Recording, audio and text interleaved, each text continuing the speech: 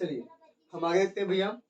अगला पॉइंट क्या है, संतुलित रासायनिक समीकरण यानी भैया बैलेंस केमिकल इक्वेशन। तो इसके बारे में पढ़ेंगे, थोड़ा समझते हैं इसके बारे में, डिटेल में थोड़ा जानते हैं क्या भैया इसकी जो डेफिनेशन होगी, परिभाषा क्या होगी, इसको आगे थोड़ा समझते हैं। ध्यान दीजिएगा कि भैया क्या होगी, वह रासायनिक समीकरण जिनके दोनों पक्षों में प्रत्येक तत्व के परमाणुओं की संख्या बराबर होती है संतुलित रासायनिक समीकरण कहलाते हैं। ठीक भैया, जिसके दोनों पक्षों के जो तत्व हैं सबके क्या भैया संख्या बराबर हो, वे क्या है संतुलित रासायनिक समीकरण।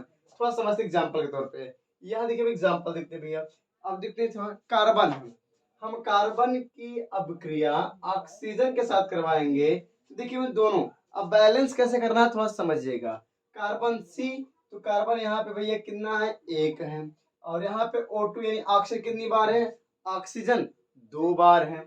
अब यहाँ सब देखिए जो बना हुआ है, कार्बन 1 बार है, ऑक्सीजन 2 बार है, यानी ये बैलेंस है ऑलरेडी, पहले से ये बैलेंस है। थोड़ा और आगे समझते हैं। देख भैया ये जिंक है जोडेन, और ये क्या कर रहा है भैया H2SO4 सल्फ्यूरिक एसिड है, अम्ल है। अब इसको जब हमने क्रिया कराया यानी भैया जिंक को सल्फ्यूरिक अम्ल के साथ क्रिया कराया है तो क्या बना भैया यहाँ पे zinc sulphate ZnSO4 plus hydrogen gas बाहर निकल के। अब इसकी बैलेंसिंग बराबर देखते हैं भैया। देखिए Zn यानी जिंक कितनी बार है, 1 बार है। अब जब देखिए Zn कितनी बार है, 1 बार है ना, बराबर दोनों Zn और Zn। आगे समझते हैं, ये H2 यानी हाइड्रोजन 2 बार है, इधर हाइड्रोजन कितनी बार है, 2 बार है, यानी हाइड्रोजन 2 बार है। हो गया, आगे समझते हैं। यस कितनी बार है, 1 बार, यानी सल्फर 1 बार है। ठीक भैया, अब देखिए ऑक्सीजन 4 बार, ऑक्सीजन 4 बार, यानी ये क्या है पहले से ही बैलेंस है, यानी भैया ये क्या है संतुलित है, संतुलित एक कंप्लीट है। अब इसको थोड़ा सा और इसे बैलेंस कैसे करेंगे, इस बैलेंस करने की जो विधि है इसको थोड़ा समझाते हैं। जैसे यार देखिए ये क्या अभी बैलेंस नहीं है, कह रहा है Fe यानी आयरन है, ये आयरन फेरस है, तो आयरन को हम जल के साथ क्रिया करवा दिए तो बन गया क्या भैया यहाँ पे जो है Fe3O4, यानी ये क्या है अभी तो ये बैलेंस नहीं है। तो इसे बैलेंस करने के लिए हमें क्या करना होगा, थोड़ा सा एक विधि अपनानी पड़ेगी। देखिए यहाँ Fe कितनी बार है भैया, 1 बार है, H2 कितनी बार है, 2 बार है, यानी हाइड्रोजन कितनी बार यहाँ पे 2 बार है, इस तरह भी हाइड्रोजन 2 बार है। लेकिन Fe यहाँ पे जो है आयरन कितनी बार है, मात्र 1 बार है, और यहाँ Fe 3 बार है। अब ये बैलेंस नहीं है, तो इसे बैलेंस करने के लिए हमें थोड़ा सा कुछ नियमों को, कुछ विधि को थोड़ा सा पढ़ेंगे। इसको हम क्या पढ़ेंगे भैया, रासायनिक समीकरण की संतुलित करने की विधियां। तो ये जो रासायनिक समीकरण है यानी methods of balancing of chemical equation. अब इसे कैसे तो समझेंगे। अब देखिए इसकी जो डेफिनेशन होगी उसको थोड़ा समझ लेते हैं, इसकी परिभाषा क्या होगी देख लेते हैं पहले, तो उसके बताते हैं हम। कह रहे हैं यहाँ पे असंतुलित समीकरण को संतुलित करने का प्रक्रम रासायनिक समीकरण, कभी रासायनिक समीकरण को संतुलित करना कहलाता है।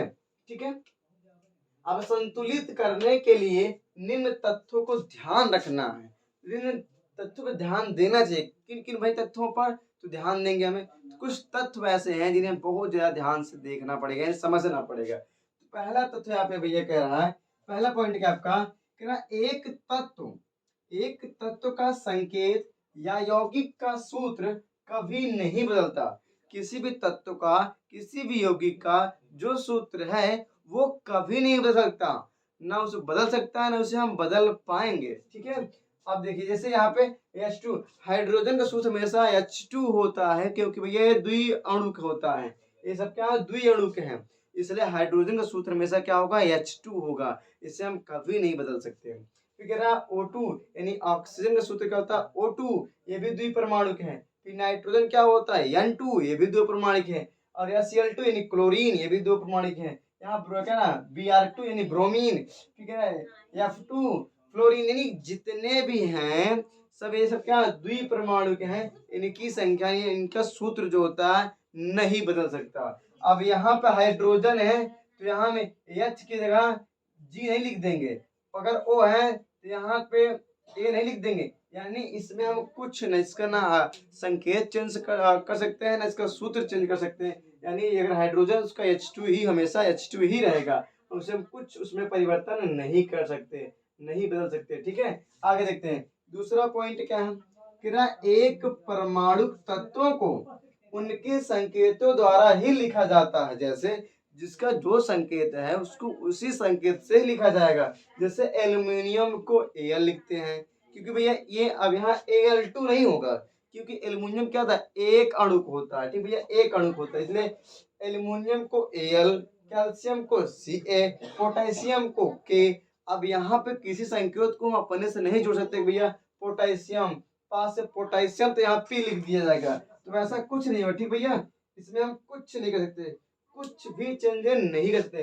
पोटेशियम का सूत्र क्या होता है भैया, के होता है तो हमेशा के ही रहेगा। ठीक है, और यहाँ पे कह रहा है सिल्वर, तो सिल्वर है भैया, उसका कितना, चांदी कितना Ag रहेगा, मैग्नीशियम का Mg रहेगा, ये कभी भी नहीं बदल सकता। ठीक भैया, इतनी बात समझ। आगे चलते हैं, ध्यान समझिए। अब इसका जो अगला पॉइंट है, कह रहा अभिक्रिया की परिस्थिति, जब अभिक्रिया है, अभिक्रिया की परिस्थिति, जैसे जो परिस्थिति इसकी है भैया, कैसे तापमान, दाब, उत्प्रेरक आदि जितने भी ताप होगा या उत्प्रेरक हो गया, वो सब तीर के ऊपर लिखे जाते हैं। जैसे ये तीर है, तो ये तीर, तो तीर के ऊपर भैया अगर ताप रहेगा डेल्टा का, हमने बताया इसके बाद बताया हमने कि डेल्टा रहता है, ताप के ऊपर क्या होता है भैया, डेल्टा रहता है। अगर यहाँ उत्प्रेरक रहे, कोई भी उत्प्रेरक हो, वो तीर के ऊपर या फिर नीचे लिखा जाता है। कोई भी उत्प्रेरक हो वो तीर के ऊपर या नीचे लिखा जाता है। ठीक है, तीर के ऊपर या नीचे। आगे चलते हैं। ठीक है, नंबर 4 का पॉइंट है, असंतुलित समीकरण में उपस्थित विभिन्न तत्वों के परमाणुओं की संख्या सूची बनाकर लिखिए। जो सूची है, सूची बना लीजिए, पूरी तरह सूची बनाकर आपको लिखना। अब सूची बना के आपको मैं समझाता हूँ। जैसे यहाँ पे आयरन यानी Fe कितनी बार है, यहाँ पे 1 बार है, यहाँ पे H2 कितनी बार है, 2 बार है, यानी हाइड्रोजन 2 बार है, ऑक्सीजन कितनी बार है, 1 बार है, इधर Fe 3 बार है, ऑक्सीजन 4 बार है, हाइड्रोजन 2 बार है। इसको हमने सूची बना लिया। देखिए अब सूची हमने क्या दिखाया भैया, सूची में थोड़ा समझिए, सूची में क्या दिखाया, यहाँ Fe कितनी बार है, Fe यहाँ पे 1 बार है, 1 बार Fe है। फिर देखिए हाइड्रोजन कितनी बार है, हाइड्रोजन यहाँ पे 2 बार है, ये 2 बार है। ठीक भैया, ऑक्सीजन यहाँ पे 1 बार है, ऑक्सीजन यहाँ पे 1 बार है। हमने जितना अभिकारकों की संख्या थी हमने यहाँ पे लिख लिया। अब देखते हैं उत्पाद में, तो उत्पाद में परमाणुओं की संख्या। अब देखिए तो उत्पाद में Fe कितनी बार है, 3 बार इस तरफ, और यहाँ पे जो H है, हाइड्रोजन है, हाइड्रोजन इस तरफ कितनी है, 2 है, और ऑक्सीजन कितनी बार है, 4 है ना, 4। अब इसमें कह रहा है, अब इसे बैलेंस कैसे करेंगे, तो बैलेंस करने के लिए ये तालिका जो बनाया है, ये कॉलम बनाए हैं, इसके माध्यम से इसको समझेंगे। ठीक है, डिटेल में। इतने स्क्रीनशॉट लीजिए। लाइट थोड़ा सा कट गई, चलो भैया लाइट आ गई, थोड़ा समझते आगे। तो हम लोग कहाँ पहुंचे थे भैया, हाँ देखिए इसे बैलेंस करना था, किस तरह से हम बैलेंस करेंगे, किस तरह से हम संतुलित करेंगे, ध्यान समझ, थोड़ा एकदम ध्यान समझिएगा। ठीक है, तो हमने कहा भैया यहाँ आयरन यानी Fe 1 बार था, 1 बार लिख दिए। H कितनी बार भैया यहाँ था, H 2 बार था, हमने 2 बार लिख दिया। ऑक्सीजन यहाँ पे 1 बार था, हमने 1 बार लिख दिया। ठीक है, इसे देखते हैं, Fe 3 बार है, 3 बार लिख दिया। यहाँ पे O कितनी H कितनी बार है यहाँ पे भैया, इस तरफ 2 बार है।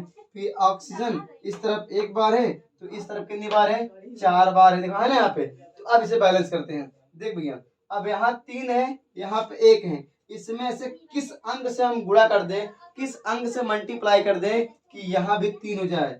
अगर यहाँ पे हम 1 में 3 से गुणा कर दें तो 3 एक नम 3, यानी भैया हमें 3 से गुणा करने पर ये बैलेंस हो गया, ये इसके बराबर हो गया, बैलेंस हो गया। अब समझिए यहाँ पे हाइड्रोजन 2 है, यहाँ भी हाइड्रोजन 2 है, बराबर है ना, संख्या क्या एकदम बराबर हाइड्रोजन की है। तो ऑक्सीजन यहाँ कितनी बार है, 1 बार, इस तरफ कितनी बार है, 1 बार, इस तरफ कितनी बार है, 4, O4 लिखा है ना, ऑक्सीजन यहाँ पे 4 बार है।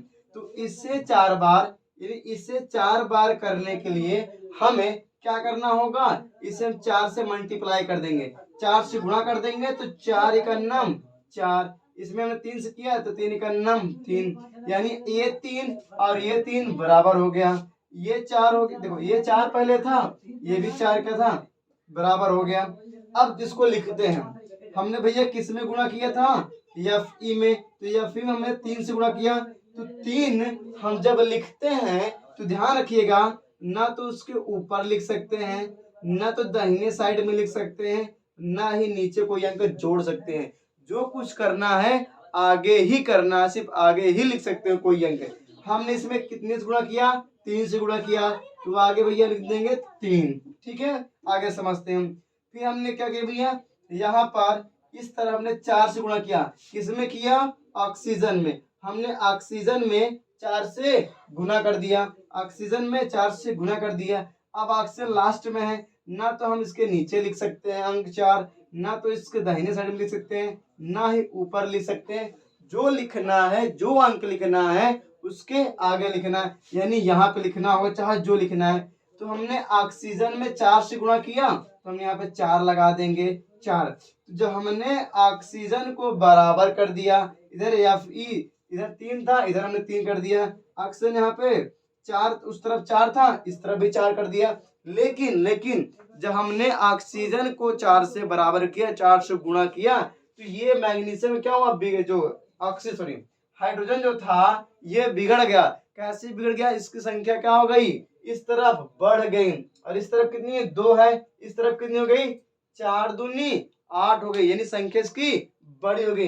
यानी ऑलरेडी क्या हो गया, इस वाले में हाइड्रोजन में हमने कितने से गुणा हो गया, 4 से गुणा हो गया, ऑटोमेटिक 4 से गुणा हो गया। तो यहाँ पे 2 चौके 8, यानी इस तरफ हाइड्रोजन की संख्या कितनी हो गई, 8। क्यों हो गई, क्योंकि जब हमने 4 से गुणा किया ऑक्सीजन के लिए, तो जब ऑक्सीजन के लिए 4 हमने आगे लगाया, तो उसी 4 से हाइड्रोजन में भी क्या हो गया, गुणा हो गया। जो हाइड्रोजन में 4 से गुणा हो गया, तो 2 चौके क्या हो जाएगा भैया, 8 हो गया। इस तरफ कितना है, अभी 2 है, इस तरफ भी गुणा करना पड़ेगा, कितना करना पड़ेगा, इधर 8 हो गया ना हाइड्रोजन, इधर कितना है, अभी 2 है। तो भैया 2 में किस अंक से गुणा कर दें कि 8 हो जाए, अगर हम यहाँ 4 से गुणा कर दें, 4 दूनी 8 हो जाएगा, यानी ये 4 दूनी 8। तो हमने हाइड्रोजन में कितने से गुणा किया, 4 से। तो इस 4 को ना तो इसके ऊपर लिख सकते, ना नीचे, ना बगल में, ना नीचे। तो इसको हम 4 कहाँ लिखेंगे, हमने 4 से गुणा किया, 4 को हमने ऐसे आगे लिख देंगे। ठीक भैया, ये हो गया हमका, हमारा संतुलित हो गया। एक बार फिर मिला लेते हैं, देख लेते हैं। देखिए यहाँ फिर कितनी था, 3 बार हो गया, इधर कितना है, 3 है। फिर यहाँ पे हाइड्रोजन कितना है, 4 दूनी 8, इधर कितना, उस तरफ कितना है, 4 दूनी 8। ऑक्सीजन कितना है, यहाँ पे 4 का नम 4, इधर कितना है, 4 का नम 4, यानी ये बराबर हो गया। क्या हो गया भैया, बराबर। अगर नहीं समझ फिर से लिख लो, Fe कितनी हो गया भैया, Fe 3 बार है ना, इस तरफ 3 हो गया। हाइड्रोजन कितना है, तो हाइड्रोजन यहाँ देखिए कितना है, 4 दूनी 8, हाइड्रोजन 8 हो गया। फिर देखिए ऑक्सीजन कितना है, यहाँ पे 1 था, हमने 4 से गुणा कर दिया, 4 का नम 4, तो ऑक्सीजन कितना हो गया, 4। इस तरफ आप देख लो भैया, यहाँ पे Fe कितनी बार था, इस तरफ Fe इस तरफ कितनी बार था, 3 बार था। ठीक है, आप समझिए Fe कितनी बार, 3 बार। यहाँ पे H कितनी बार था, 4 दूनी 8, 8 हो गया। तो जब देखिए यहाँ पे जो ऑक्सीजन कितना यहाँ पे है, 4। ठीक है, ऑक्सीजन कितना भैया, 4। अब देखिए क्या तीनों दोनों बराबर हैं, इसमें 3 3 बराबर, ये 8 8 बराबर, फिर 4 4 बराबर। तो ये हो गया आपका रासायनिक संतुलित, यानी रासायनिक समीकरण को किस तरह संतुलित करते हैं, ये आपका कंप्लीट हो गया। अब इसे हम देखो, इसे हम डालते हैं, इसे आप नोट कर लीजिए तुरंत, लीजिए स्क्रीनशॉट, 1 मिनट से साफ कर देते हैं। ठीक है, अब इसे ले लीजिए, ऐसे आपको संतुलित करना है, इसे आपको बैलेंस करना है। ठीक है, आप इसे नोट करिए तुरंत, लीजिए स्क्रीनशॉट। चलो भैया आगे देखते हैं फटाफट। देखिए अब जो अगला टॉपिक हमारा अगला पॉइंट है, क्या है, संतुलित हो गया पूरी तरह से। अब इसे हमें बैलेंस करना है, हमें किस तरह बैलेंस करना है, बैलेंस करना सीखना है। हमें कुछ क्वेश्चन यहाँ पे लेकर आए भैया। क्वेश्चन नंबर 1 है, इसे आपको बैलेंस करना है, इसलिए वीडियो को थोड़ा सा पॉज कर लीजिए, रोक लीजिए, और इसको आप इन दोनों को बैलेंस करिए। जो बड़ा वाला है इससे मैं आपको सिखा रहा हूँ किस तरह बैलेंस करेंगे। आप थोड़ा सा ध्यान समझिएगा, आपको आराम से सब समझ में आ जाएगा। ठीक है, तो जो बड़ा क्या है, ये इसको जो हम प्रकाश संश्लेषण की क्रिया है, इसको आपको समझाएंगे। जो फोटोसिंथेसिस होती है ना, प्रकाश संश्लेषण में जो रासायनिक क्रिया होती है, उसको आपको समझा देते। ठीक, थोड़ा ध्यान समझिएगा। जो बड़ा है पहले उसको समझाएंगे, फिर छोटे वाले को आराम से समझा देंगे, या आप अपने से हल करने का प्रयास करिए, बाकी तुम बता ही देंगे। ठीक है, चलो समझते हैं। यहाँ पे कह रहा है कार्बन डाइऑक्साइड तथा H2O यानी जल, तो कार्बन डाइऑक्साइड और जल को भैया सनलाइट यानी सूर्य प्रकाश की उपस्थिति में, यहाँ पर क्लोरोफिल, क्लोरोफिल को हम बोलते हैं भैया हिंदी में बोलते हैं पर्णहरिम, यानी भैया पर्णहरिम। तो क्या कि कार्बन डाइऑक्साइड तथा जल सूर्य प्रकाश की उपस्थिति में, सूर्य प्रकाश के भैया यहाँ पे गया सूर्य प्रकाश की उपस्थिति में क्लोरोफिल की सहायता से, यानी सूर्य प्रकाश और क्लोरोफिल पर्णहरिम की सहायता से क्रिया हो रही है। तो क्या बना भैया, ग्लूकोज बना। ग्लूकोज प्लस ऑक्सीजन गैस मुक्त हो गई, प्लस ऑक्सीजन गैस क्या हो गई, बाहर निकल गई। चलो अब इसे संतुलित करते हैं, किस तरह से करेंगे। तो संतुलित करने के लिए पहले हमें थोड़ा कुछ पॉइंट को ध्यान देना होगा। हमने एक चार्ट बना लिया है, यानी सब कॉलम बना लेना है। एक तरफ को तत्व लिखना है, एक तरफ क्या लिखना है आपको, उसके जो अभिकारकों की संख्या लिखना है, उत्पादों में परमाणुओं की संख्या, उत्पादों में परमाणुओं की संख्या, यानी राइट हैंड साइड, इधर लेफ्ट हैंड साइड। ठीक है, आगे समझिए। अब यहाँ देखिए कार्बन कितना यहाँ पे है, कार्बन यहाँ पे एक बार है, हमने एक बार लिख दिया। यहाँ पे देखो हाइड्रोजन कितनी बार है, हाइड्रोजन यहाँ पे 2 बार था, हमने 2 बार लिख लिया। ऑक्सीजन यहाँ पे 2 था, 2 1 3 बार था, ऑक्सीजन यहाँ पे हमने 3 बार लिख लिया। अब ठीक है, यह समझते हैं। यहाँ पे कार्बन कितनी बार था, 6 बार, हमने 6 बार लिख लिया। यहाँ पे हाइड्रोजन कितनी बार था, 12 बार, हमने 12 लिख लिया। इधर ऑक्सीजन कितनी बार था, 6 6 2 8, ये 6 ये है, प्लस कर लगाने जोड़ना है, 6 6 2 8, यानी यहाँ पे 8 ऑक्सीजन है। तो ये दोनों हमारे ख्याल से बराबर तो नहीं है। क्या बराबर दिख रहा है, बिल्कुल ये बैलेंस नहीं है, बराबर नहीं है। तो क्या करेंगे, हमें इस कार्बन को इसके बराबर 6 करना है। तो हमें क्या करें, यहाँ पे 6 से अगर हम गुणा कर दे, 6 का नम 6, यानी ये कार्बन को हमने बराबर कर दिया। क्या कर दिया, कार्बन को हमने बराबर कर दिया। तो यानी हम कार्बन में क्या किए, 6 से गुणा कर दिए, किसी के भी 6 से। तो 6 का नम 6, 6 का नम 6, यानी ये कार्बन और ये कार्बन दोनों क्या हो गए, बराबर हो गए। आगे समझिए, हाइड्रोजन कितना यहाँ पे है, यहाँ पे 2 है, इस तरह कितना है 12। तो हमें 2 में इसे किस अंक से गुणा कर दें कि ये भी 12 हो जाए। तो देखिए यहाँ पे 12 है, अगर यहाँ अगर हम 6 से गुणा कर दें, 6 से मल्टीप्लाई कर दें, तो हमारे ख्याल से 12 हो जाएगा। 6 दूनी 12, 6 दूनी 12, ये हाइड्रोजन भी बराबर हो गया। अब ऑक्सीजन बराबर करना है, तो ऑक्सीजन को बराबर करने के लिए पहले यहाँ ध्यान दीजिए, हमने कार्बन में कितने से गुणा किया भैया, 6 से। तो यहाँ पे हमने बताया था ना तो हम ऊपर कोई अंक लिख सकते हैं, ना तो दाहिने साइड में कोई अंक लिख सकते हैं, ना ही नीचे कुछ लिख सकते हैं। तो लिखे कहाँ पे, आगे। तो आगे हमने कितने से गुणा किया भैया, 6 से। तो हमने 6 लगा दिया आगे, ठीक भैया, 6 हो गया। अब आगे समझते हैं। अब हमने हाइड्रोजन में कितने से गुणा किया भैया, 6 से, 6 दूनी 12। तो हाइड्रोजन में भी हमने कितना 6 से गुणा कर दिया, 6 से, ये हो गया 6। अब बात ये आती है, देखिए अब ऑक्सीजन तो ऑटोमेटिक ही बैलेंस हो जाएगा। देखिए समझिए, हमने जब कार्बन के साथ 6 से गुणा किया, तो ये कार्बन और ये कार्बन तो बराबर हो गया। हमने ऑक्सीजन में 6 से गुणा किया, 6 दूनी 12, यहाँ 12 का नम 12, यानी ये हाइड्रोजन और ये हाइड्रोजन दोनों बराबर हो गए। लेकिन जो ऑक्सीजन है, देखिए ऑक्सीजन यहाँ पे 2 था, जब हमने 6 से गुणा किया, 6 से जैसे ही गुणा किया वैसे ये 6 कार्बन के साथ गुणा हो ही है, लेकिन ऑक्सीजन के साथ भी गुणा हो जाएगा। ये 2 पहले से है कार्बन, 2 पहले से है ऑक्सीजन, तो 6 दूनी 12, यानी ऑक्सीजन कितना हो गया, 6 दूनी 12, और यहाँ पे 6 का नाम 6, क्योंकि यहाँ पे ऑक्सीजन एक बार है, हमने ये 6 से गुणा किया था हाइड्रोजन में, लेकिन इसी 6 से किस में गुणा हो जाएगा भैया, ऑक्सीजन में हो जाएगा। तो ऑक्सीजन 6 का नाम 6, 6 दूनी 12, 12 6 18 हो गया ना, 12 6 18। यहाँ देखते हैं, 6 का नाम 6, अगर यहाँ पे हम 6 2 में अगर 6 से गुणा कर दें तो कितना हो जाएगा भैया, यहाँ जब 6 से गुणा करेंगे कितना हो जाएगा भैया, यहाँ पे 6 से गुणा कर देंगे कितना हो जाएगा, 6 दूनी 12, 6 का नाम 6, 12 6 18, यानी ये भी क्या हो गया, बैलेंस हो गया। हमने यहाँ पे 6 से गुणा कर दिया, ये क्या हो गया, संतुलित हो गया। तो क्या आप ये संतुलित कर पाए, ये मेथेन है, मेथेन है, यहाँ पे ऑक्सीजन है। जब मेथेन को ऑक्सीजन के साथ अब क्रिया करा दिया गया तो क्या बन गया भैया, कार्बन डाइऑक्साइड प्लस क्या बना, जल बना। अब बैलेंस करने की बात है, यहाँ कार्बन एक बार है, यहाँ कार्बन एक बार है, यहाँ हाइड्रोजन 4 बार है, यहाँ हाइड्रोजन 2 बार है। तो भैया हम इसे 4 करने के लिए 2 से क्या करेंगे, गुणा कर देंगे। तो 2 दूनी 4, हाइड्रोजन बराबर हो गया। अब ऑक्सीजन देखते हैं, ऑक्सीजन यहाँ पे 2 है और 2 इकन्नम 2, यानी 2 इकन्नम 2 ऑक्सीजन यहाँ हो गया और 2 इकन्नम 2 यहाँ पे, यानी 2 2 ऑक्सीजन, ऑक्सीजन 4 हो गया। यहाँ कितना है 2 है, अगर यहाँ 2 से हम गुणा कर दें 2 दूनी 4, तो ऑक्सीजन भी क्या हो गया, बैलेंस हो गया।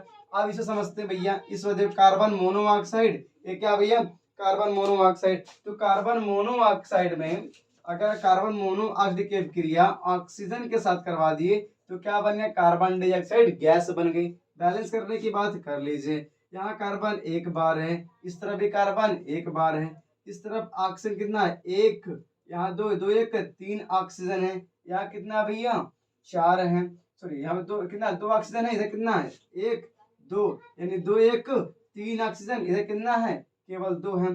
तो अब इससे 4 करने के लिए इधर जो यहाँ पे 3 है, तो इससे 3 तो यहाँ पे होगा नहीं, किसी भी प्रकार से गुणा करेंगे कुछ नहीं होगा। अगर यहाँ पे हम 2 से गुणा कर दें तो 2 दूनी ऑक्सीजन 4 हो गया।